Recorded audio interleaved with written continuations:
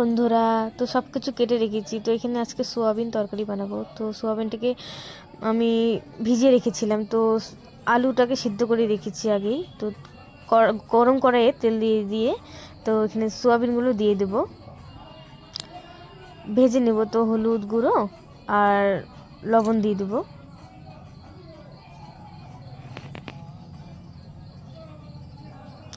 ভালো করে ছড়িয়ে নিয়েছি, তারপরে একটু নাড়া দেব। তো লো মিডিয়ামে একটু আগুনটাকে রাখবে।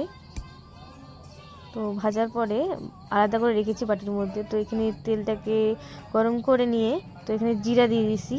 তো আলাদা কেটে রেখেছিলাম বেগুনটাকে, আলাদা ওটা ভাজবো। তাই হোক, এটা পেঁয়াজ দিয়ে দিচ্ছি, পেঁয়াজ কুচি। তো তারপর লঙ্কা কুচি দিয়ে দিয়েছি। তো এটা ভালো করে মিশিয়ে নেব, মানে ভাজবো আর কি।